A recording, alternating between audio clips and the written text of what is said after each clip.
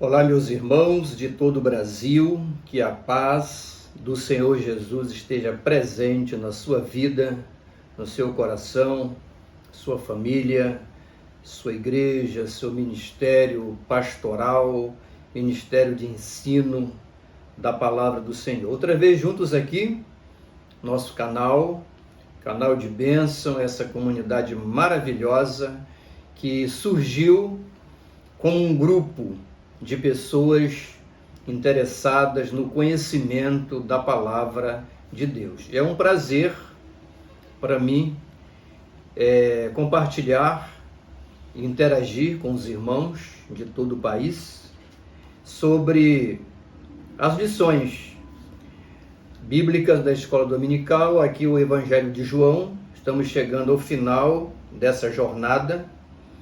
Hoje vamos para a lição de número 12, a penúltima lição do trimestre, e é uma alegria poder partilhar com os irmãos essas reflexões, esses resumos dessa grandiosa lição baseada no Evangelho de João. Vai o meu abraço aí a todos os irmãos que acompanham, os irmãos aí de Tefé, de todo o estado do Amazonas, Macapá, São José dos Campos. Tem muitos irmãos que nos acompanham e eu sou grato por sua vida. Quero pedir aos demais que porventura não são inscritos ainda no canal, que se inscrevam, dando essa força para o trabalho que nós fazemos. Você pode acionar o sininho aí para receber as notificações. Não se esqueça de deixar aquele like abençoador que valoriza bastante o trabalho que nós fazemos. Então, vamos em frente. A nossa lição de número 12, baseada em João 15, 16 e 17, que tem como título o Espírito Santo e a oração sacerdotal de Cristo, né? Os objetivos: aprender a importância de estar sempre ligado a Cristo, despertar para o fato de que o Espírito Santo sempre estará conosco, e saber que neste mundo somos guardados do mal. São os objetivos da lição, e aqui é uma orientação da equipe pedagógica no nosso programa de educação cristã continuada, traz para nós aqui uma reflexão. Eu gostaria de gastar aqui uns 3 minutos. Antes de você expor a lição propriamente dita, comentário da lição para a sua turma, para os seus alunos, para a sua classe, sua igreja, cabe, irmãos, aqui esta reflexão preliminar. Por que é importante a gente refletir sobre isso? Isso é para aguçar o interesse dos seus alunos pela exposição que você vai fazer. Isso é uma coisa muito interessante. O bom professor, inclusive nós estamos aí escrevendo um trabalho voltado para isso. Brevemente vai ser publicado aí como se tornar um mestre na palavra de Deus com excelência. Vai ser muito bom. Vai nos ajudar bastante a melhorar o nosso desempenho enquanto expositores da palavra do Senhor. Então aqui você vai aguçar o interesse dos seus alunos pela temática que vai ser desenvolvida aqui na lição de número 12. Então, tipo assim, essa reflexão ela tem relação com uma das grandes verdades do cristianismo, uma verdade muito profunda, muito importante, não é? Mas pouco compreendida ou mal compreendida por uma grande parte da igreja, de cristãos. Que assunto é esse? É o seguinte, a conversão não tira o cristão do mundo presente. Essa é a reflexão. A lição de número 12, a oração sacerdotal de Jesus, a questão aí do Espírito Santo prometido, o estudo desses assuntos vão nos levar a compreender esta verdade do cristianismo, que é a verdade de que quando um cristão, quando uma pessoa, um pecador, ele se converte, ele passa pelo processo do novo nascimento, mediante o arrependimento, confissão dos pecados, quando a fé salvadora opera nele, e ele confessa, e ele aceita esta graça divina, ele nasce de novo, o Espírito Santo passa a fazer morada nele, de criatura ele transforma-se num filho de Deus, portanto herdeiro das bênçãos e promessas reservadas a esses filhos.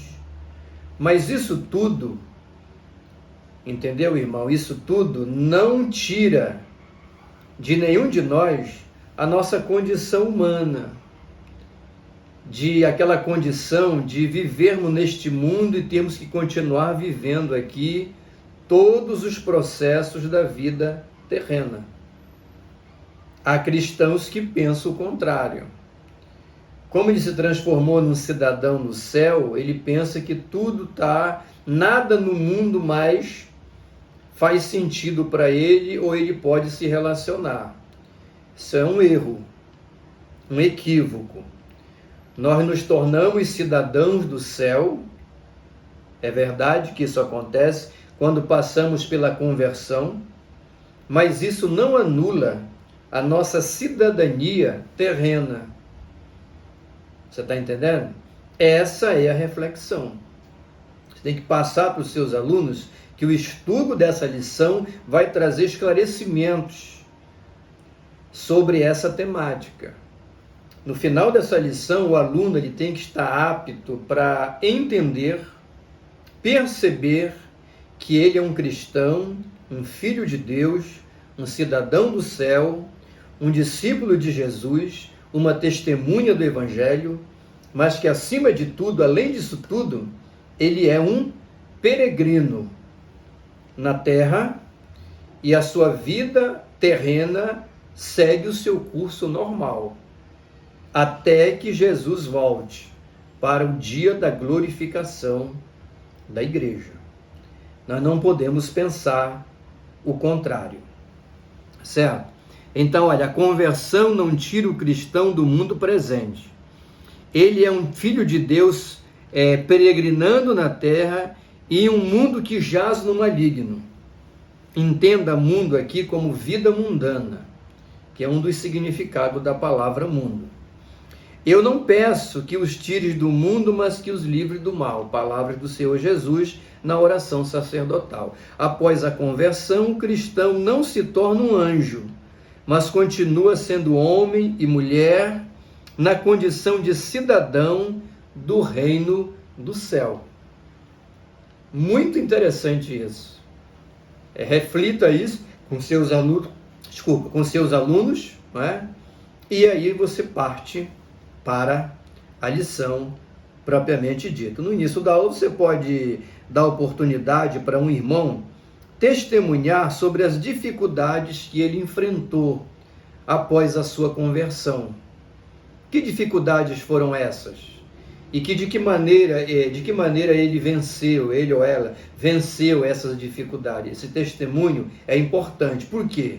Porque isso reforça para nós essa ideia de que somos peregrinos.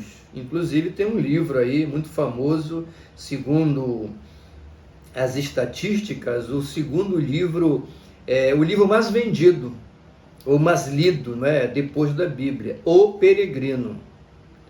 Que esse livro ele fala dessa trajetória do cristão pós-conversão, entendeu? Essa caminhada que ele faz até chegar na cidade celestial. Essa é a nossa proposta. Esse é o nosso propósito.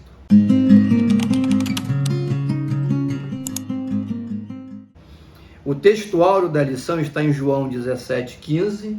Não peço que os tire do mundo, mas sim que os guarde do mal, ou livre, dependendo da versão. da tradução que você tenha. Somos resposta da oração de Jesus por nós e o Espírito Santo nos faz transbordar até produzirmos bons frutos. Por que nós somos a resposta da oração de Jesus? Por que a verdade prática traz isso? É o seguinte, isso é muito importante para um expositor. Todas as vezes que você vê Jesus falando aos discípulos, interagindo com eles e expondo alguma doutrina, algum ensinamento, você deve entender que ali ele está falando para a igreja de todos os tempos.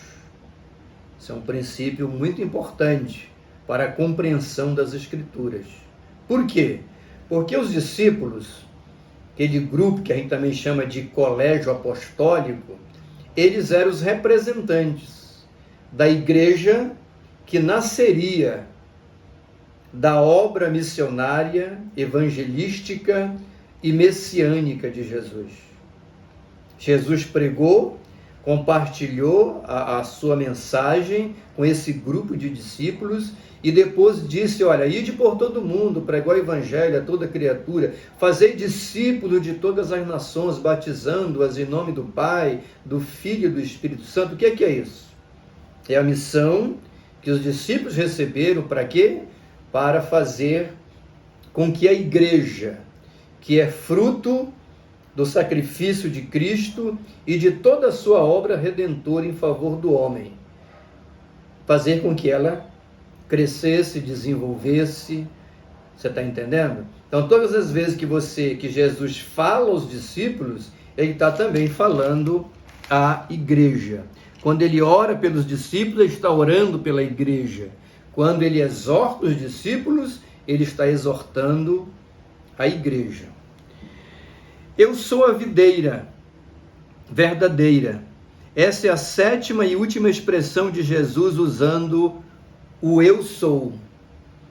Interessante isso. Hernandes Lopes, que é o nosso comentarista, né? Ele destaca que quando Jesus diz assim, eu sou a videira, é a 7ª vez e última que ele está usando essas frases com esse prefixo aí.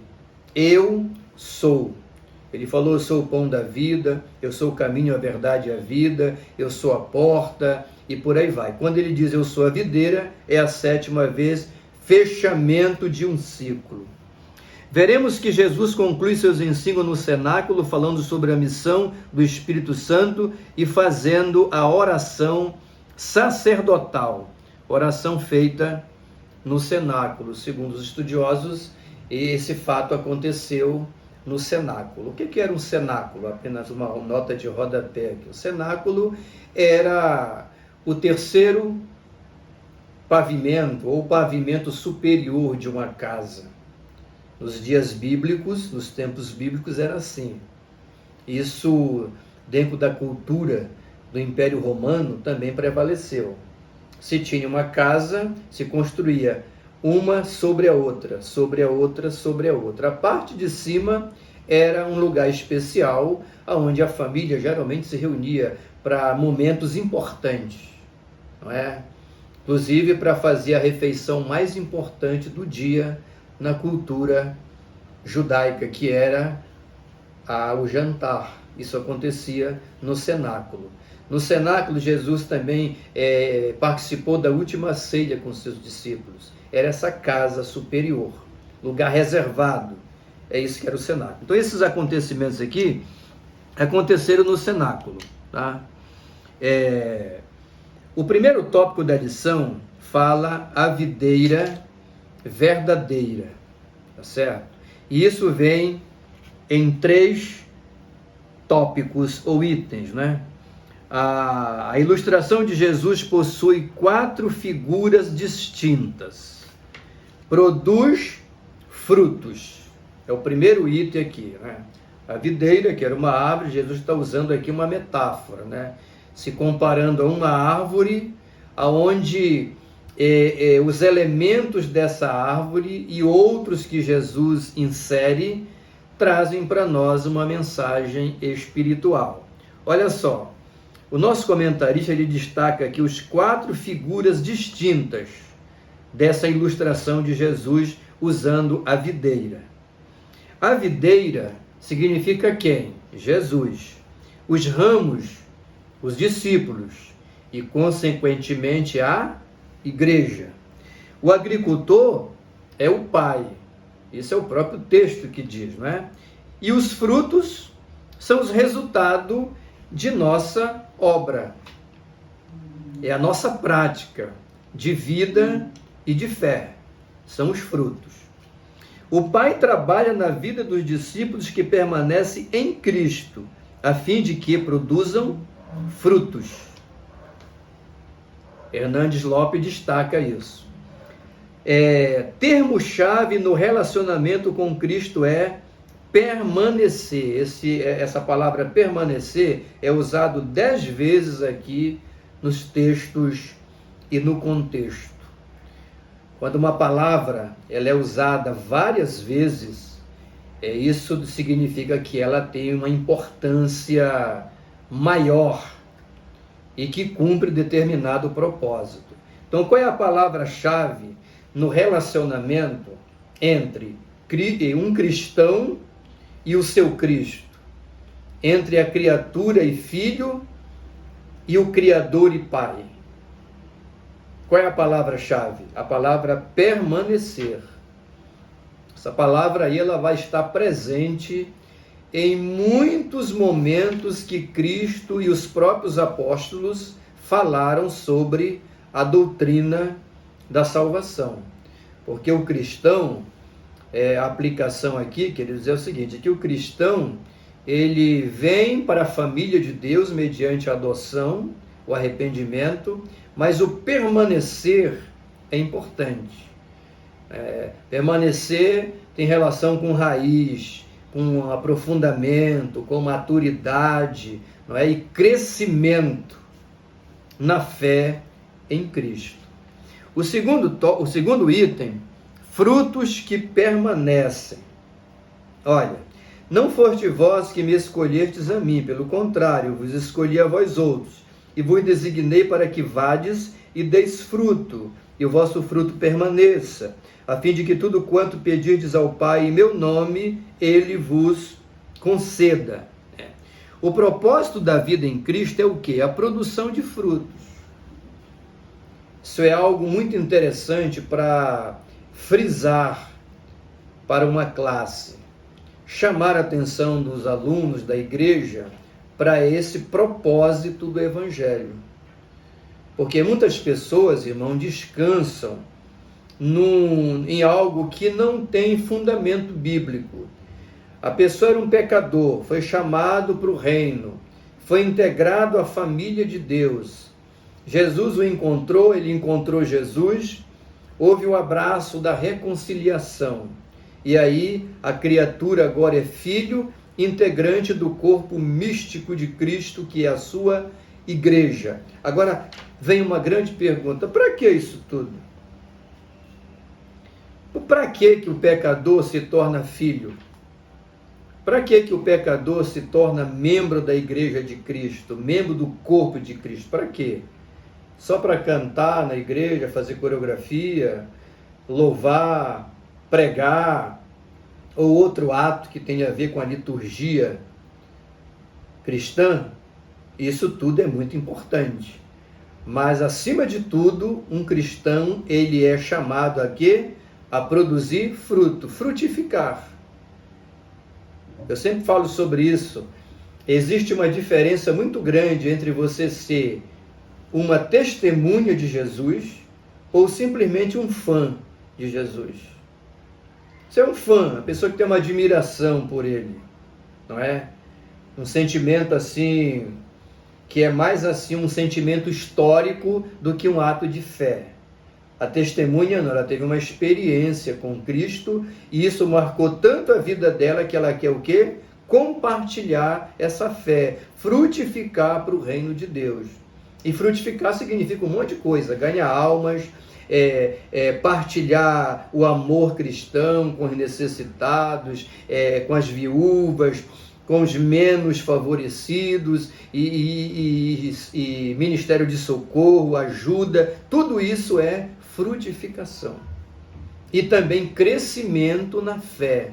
Não é? À proporção que eu vou maturando na fé, eu vou produzindo frutos que me identificam ainda mais com aquele que eu abracei a fé, no caso, Jesus. O relacionamento do cristão com a Trindade divina o leva a produzir frutos. A amizade entre Jesus e o discípulo passa pela obediência. E por que pela obediência? Porque quando você se torna um discípulo, existe uma ordem imperativa. Não é? Olha o que o texto diz. Não foste vós que me escolhestes a mim, mas eu vos escolhi a vós. Para quê? E vos designei para que vades e deis fruto. Essa é a ordem imperativa de Jesus. A pegar a fé e compartilhar. Caso típico da mulher samaritana. Ela recebeu, ela converteu, ela se convenceu de que o Messias estava ali e saiu e anunciou a toda a cidade de Samaria que ela tinha encontrado Jesus. E bom seria que todos nós tivéssemos essa dedicação. O item 3, o mundo nos odeia. Lembrai-vos da palavra que eu vos disse, não é o servo maior que seu senhor. Se me perseguiram a mim, também perseguirão a vós outros. Se guardaram a minha palavra, também guardarão a vossa. O mundo odeia os discípulos porque estes são amigos de Deus. É um princípio. Todas as vezes que você se torna amigo de Deus, e amigo aqui, ressalta-se, não é apenas um fã, uma amizade histórica, uma admiração que você tem pela figura de Jesus, não é só isso não. A amizade aqui com Deus é o integrar o reino dele, é virar as costas para o mundo e dizer, olha, a partir de agora o mundo não faz sentido para mim, a vida mundana não faz sentido para mim. Eu estou agora voltado para o meu Cristo, meu Salvador, e com ele eu quero caminhar. Quando você toma essa atitude, você vai arrumar uma série de reprovações, de julgamentos e de inimizades. Por quê? Porque as pessoas que estão mergulhadas na vida mundana não vão querer compartilhar isso com você, tá bom? Quem odeia os amigos de Deus? É preciso que a gente tenha cuidado aqui para não entrar por um extremo. Porque a Bíblia diz que quando você é amigo de Deus, né, o mundo vai nos odiar. Né? Quem é amigo de Deus se torna inimigo do mundo. Quem se torna amigo do mundo se torna inimigo de Deus. Isso é uma verdade bíblica. Mas nós precisamos ter um certo equilíbrio para poder entender bem essa questão. E eu quero compartilhar aqui o seguinte, sobre uma pergunta: quem odeia os amigos de Deus? Quem são essas pessoas? Porque tem pessoas que pensam que no momento que você se torna um cristão, que você decide seguir a Cristo, todo mundo vai te odiar. Todo mundo vai virar as costas para você. Família, os amigos, os colegas do trabalho, da faculdade, de qualquer situação. Isso precisa ser visto com certo equilíbrio. Né? Quem são essas pessoas que vão odiar quem decidiu seguir a Cristo? Os que estão completamente dominados pela vida mundana.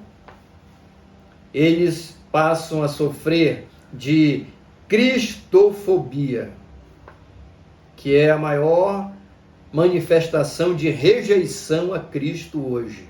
Não é? Mas você vai ver que nem todas as pessoas vão se comportar dessa forma. O que é que provoca a cristofobia? Ou seja, repulsa total a Cristo, Bíblia, Igreja, Evangelho, Reino de Deus e as coisas afins. O que é que leva uma pessoa a ter essa postura de completa repulsa e indignação contra essas coisas tão boas? O que é que leva? Aquilo que nós conhecemos na soteriologia, que é a doutrina da salvação, como depravação total. O que é a depravação total? É que o homem mergulhou na imensidão do pecado. A depravação total significa que não há nenhum aspecto da vida humana que não tenha sido atingido pela semente do pecado original. Você está entendendo? Agora, isso também significa que todos os homens se tornaram completamente 100% maus. Entendeu? Você vai encontrar pessoas que, mesmo que não exercem a fé, mesmo que não conhecem a Deus, que não está vivendo o Evangelho, eles têm um certo equilíbrio moral, um equilíbrio emocional, entendeu? Por exemplo, você vai encontrar pessoas que vão te dizer, poxa, que legal, eu estou sabendo que você converteu, você vai estar se dedicando na igreja. Poxa, eu achei muito legal isso, que Deus te abençoe. Quer dizer, a pessoa não tem fé nenhuma, mas ela achou aquele gesto bonito da sua parte. Ele não vai te odiar, não vai te perseguir, vai até aceitar um convite seu para ir à igreja. Você vai encontrar isso. Você está entendendo? Jesus tinha pessoas que eram assim no seu tempo. A mulher de Pilatos, por exemplo. Ela tinha, né, aquela impressão, olha, até recomendou, não te envolve no negócio desse homem aí, nessa questão aí, toma cuidado, porque ela percebia que Jesus era uma coisa boa, entendeu? Então, aqueles que estão completamente dominados, né, pelo maligno, que alimentam esse sentimento mundano de oposição a Deus, é que vão nos perseguir. Nem todos vão nos perseguir. No meio da depravação total, há pessoas que possuem algum respeito por Deus. Não se converteram ainda, mas não são ferozes inimigos do Evangelho. É isso que eu acabei de dizer. Que Deus abençoe. O tópico de número 2, o Espírito Santo. Né? O Espírito Santo no mundo. O Hernandes Lopes, ele trata dessa questão falando sobre o Espírito Santo no mundo, não é? O Espírito Santo no crente e paz e ânimo. Começando por aqui, o Espírito Santo no mundo. Espírito Santo no mundo. Mas eu vos digo a verdade, convém que eu vá, porque se eu não for, o Consolador não virá para vós outros. Se porém eu for, eu vou-lhe enviarei, quando ele vier, convencerá o mundo do pecado, da justiça e do juízo.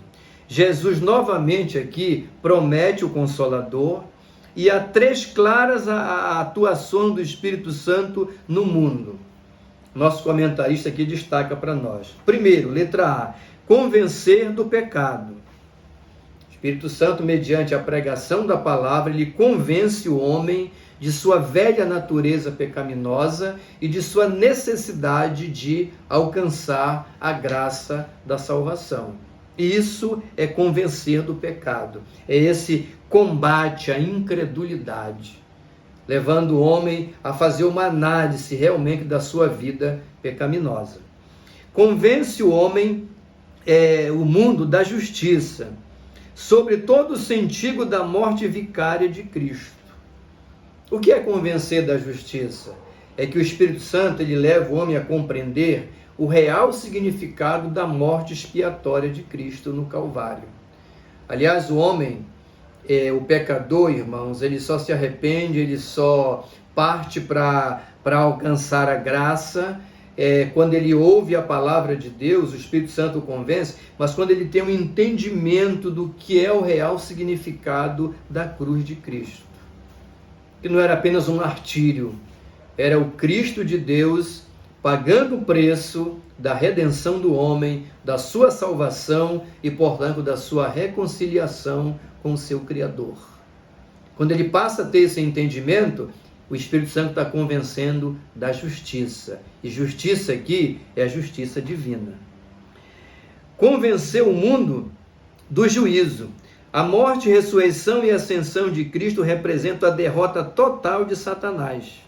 Satanás foi vencido na cruz e será vencido e condenado para sempre. O Espírito Santo convence do juízo, levando o homem a entender que Satanás, o inimigo de Deus, não é? O inimigo do homem, da igreja, ele foi vencido na cruz, porque ele não conseguiu eliminar Jesus.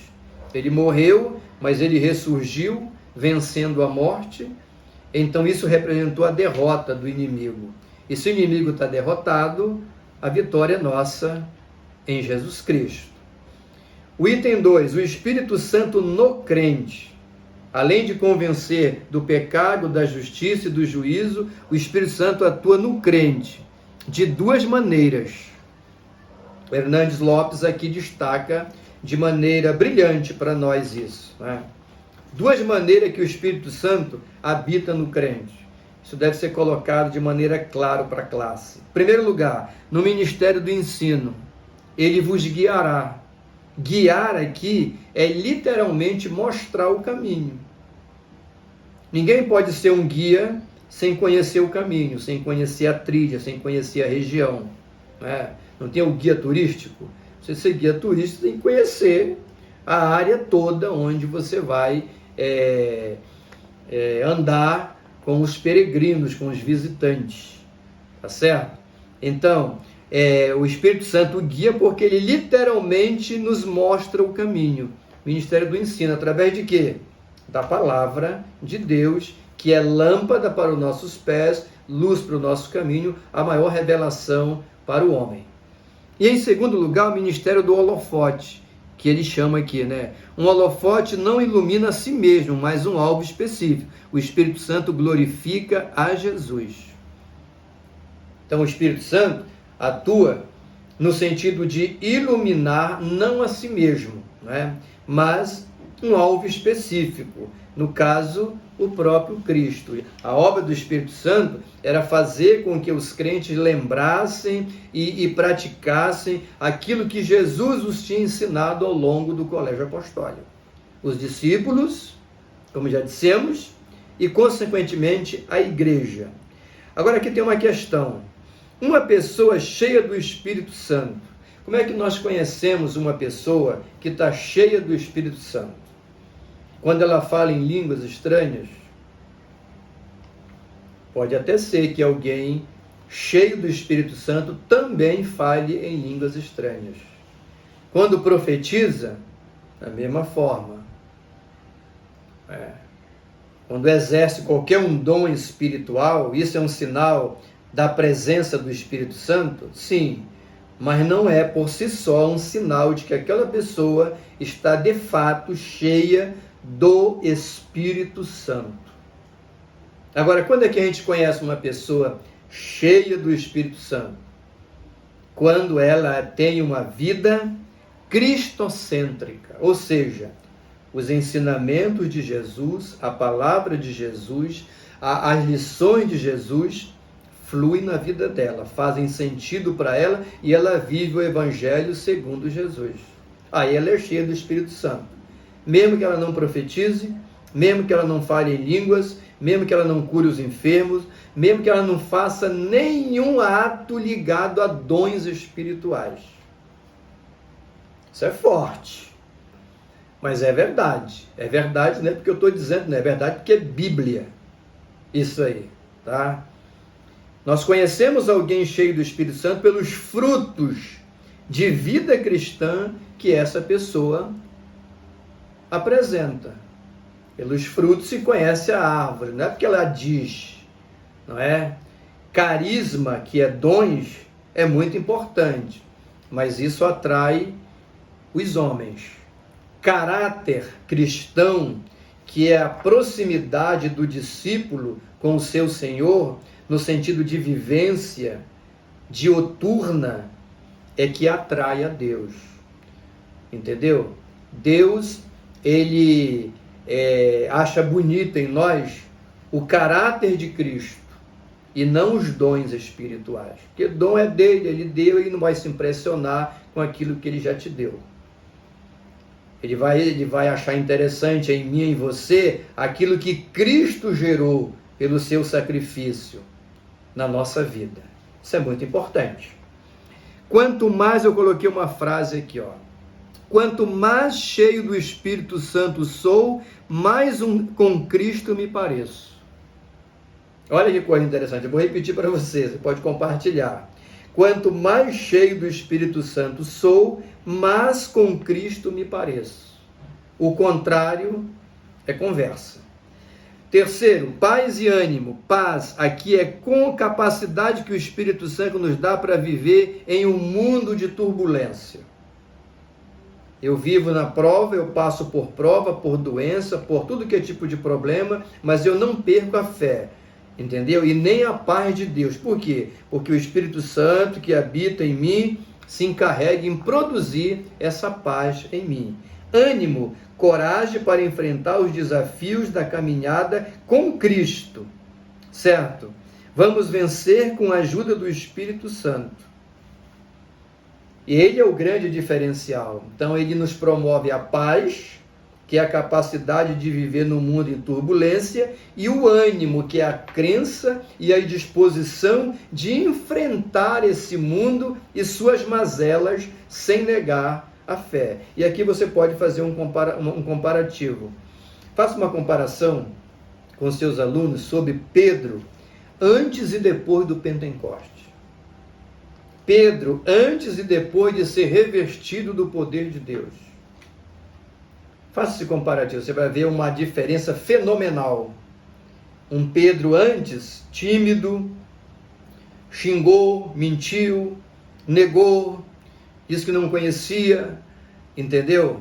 Falava uma bobagem de vez em quando, mas quando ele é revestido do poder, o Espírito Santo passa a atuar nele de maneira mais incisiva, ele se torna de um homem frágil, o maior pregador pentecostal de toda a história da igreja. Pregou e quase 3.000 almas vieram à frente. Que bênção!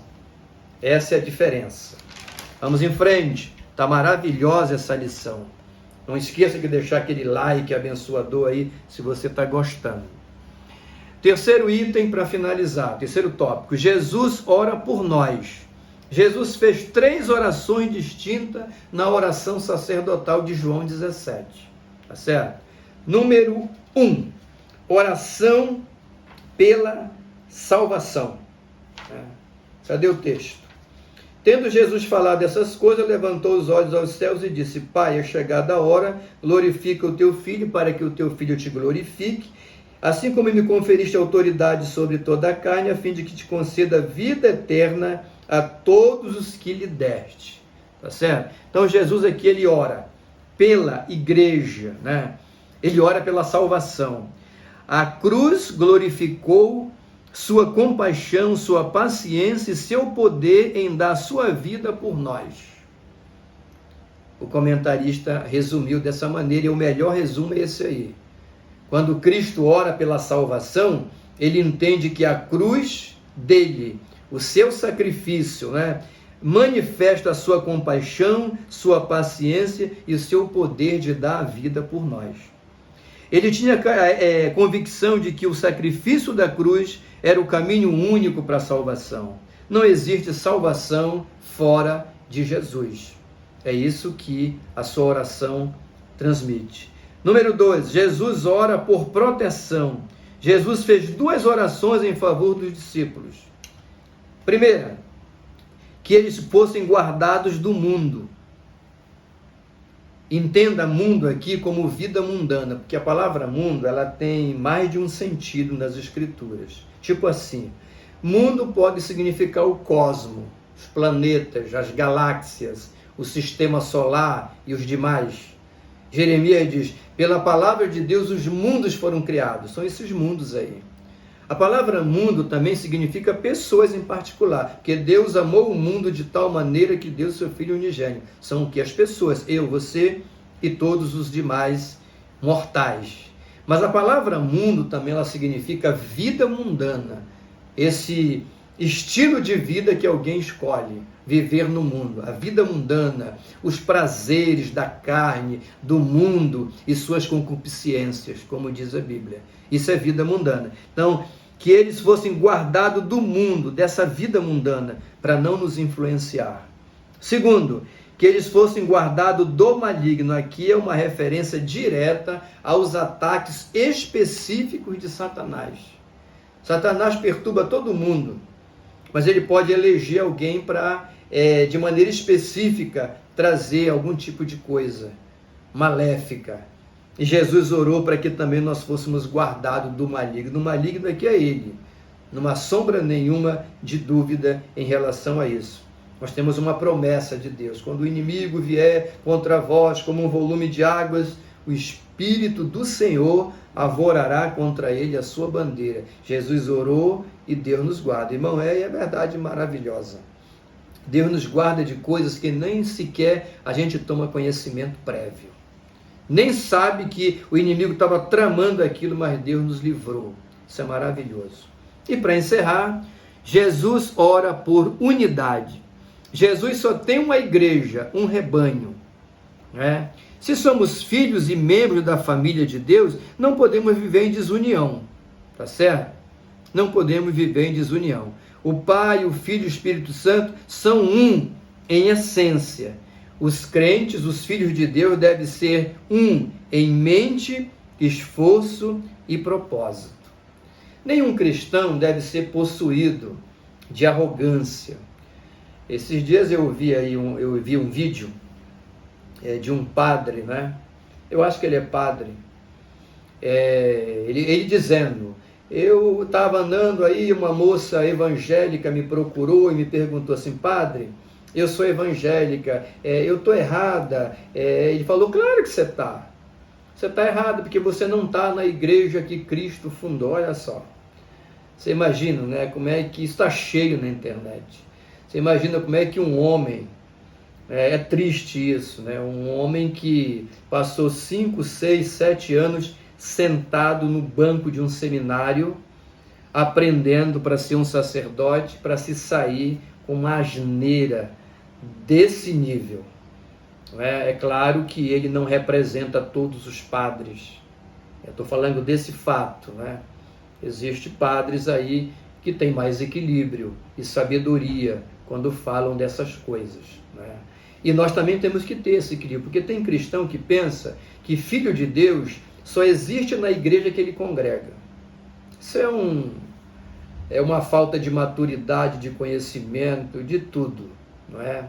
Os filhos de Deus, eles entendem que são membros do corpo de Cristo. Para falar a verdade, irmão, só Jesus sabe aonde estão os membros de sua igreja. Só Ele sabe. O que lhe faz filho de Deus não é a sua filiação à Igreja Católica, Assembleia de Deus, Quadrangular, Batista, Presbiteriana, por mais que todas elas sejam importantes, porque tem ensinamentos bons para se dar. Mas a nossa filiação ao reino de Deus está baseado na cruz de Cristo, que é maior do que qualquer aglomeração religiosa, qualquer segmento religioso, e todos eles reunidos. Cristo, a cruz de Cristo, é a razão da nossa salvação. E por isso nós somos filhos, e o Filho de Deus, ele não se vê proprietário, como se Deus fosse uma propriedade privada dele, mais ninguém. Ele tem o sentimento de que é filho e que vai compartilhar esse amor para que tantos outros filhos venham ao rebanho do Senhor. Lição maravilhosa, que Deus te abençoe onde você estiver, e o meu voto é que no próximo domingo você seja um instrumento de Deus para abençoar a vida de outras pessoas. Pai querido, em nome do Senhor Jesus, obrigado por esse grande momento de fé, de exposição de Tua Palavra, que os meus irmãos, minhas irmãs, os pastores, líderes, coordenadores de escola dominical, onde quer que estejam, Senhor, possam ser alcançados pela Tua Palavra e que o Teu Espírito Santo possa instruir a cada um de nós para sermos instrumentos na Tua mão, para a glória do Teu nome, agora e para sempre. Amém. Aonde você estiver, receba um carinhoso abraço do reverendo Ed S., da Assembleia de Deus da Estrada Nova, em Belém do Pará.